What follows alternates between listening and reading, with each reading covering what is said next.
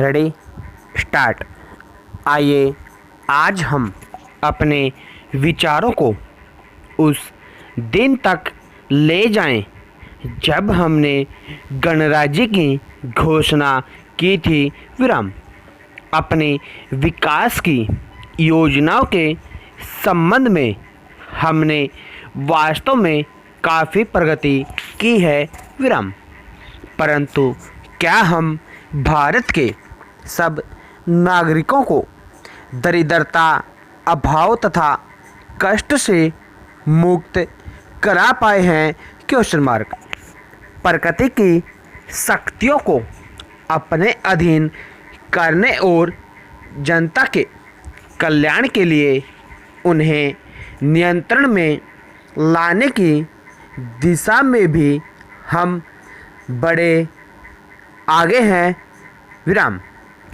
किंतु हम यह नहीं भूल सकते कि कुछ महीने ही हुए हमें भारत के उत्तर पूर्वी प्रदेशों में भयानक बाढ़ का सामना करना पड़ा था, जिसके कारण यातायात के साधन छिन्न भिन्न हो गए और वहाँ की जनता को भारी हानि उठानी पड़ी।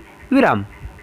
निसंदेह साक्षरता प्रसार और लोगों के निराकरण के महत्वपूर्ण उपाय भी हमने सोचे हैं।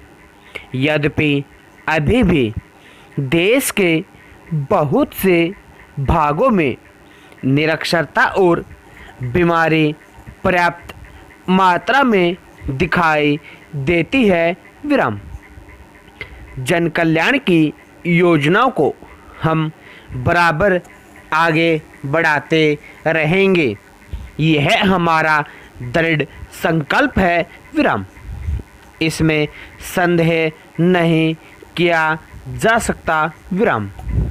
इन योजनाओं के पूरे होने के संबंध में जो प्रयास अब तक किया गया है उससे भी हमें असंतुष्ट नहीं होना चाहिए। विराम। फिर भी जो कुछ अब तक किया जा सका है, यदि वह बहुत चमत्कारी नहीं दिखता तो उसका कारण यह भी है कि निर्माण कार्य जारी है और समाप्त नहीं हुआ है। विराम। राष्ट्र के निर्माण में समय की आवश्यकता होती है। विराम। आज हमारा गणराज्य दिवस है और भारत जैसे प्राचीन राष्ट्र के इतिहास में 5-7 वर्ष की अवधि एक सौलभ काल है। विराम। आइए अब हम विगत वर्ष की घटनाओं पर नज़र डालें और यह देखें कि विकास के कार्यों और निर्माण योजनाओं की दिशा में हम कहां तक आगे बढ़ सके हैं। विराम। अगला पैरा। यदि मुझे यह कहा जाए कि बीते वर्ष की घटनाओं का वर्णन मैं एक वाक्य में करूं तो मैं कहना चाहूँगा कि संविधान में दिए गए निर्देशों के अनुसार हमने समस्त राष्ट्र के साधनों को ऐसे ढंग से जुटाना आरंभ कर दिया है जिससे यह स्पष्ट हो जाता है कि भारत में कल्याणकारी राज्य की स्थापना का श्री गणेश हो चुका है। विराम।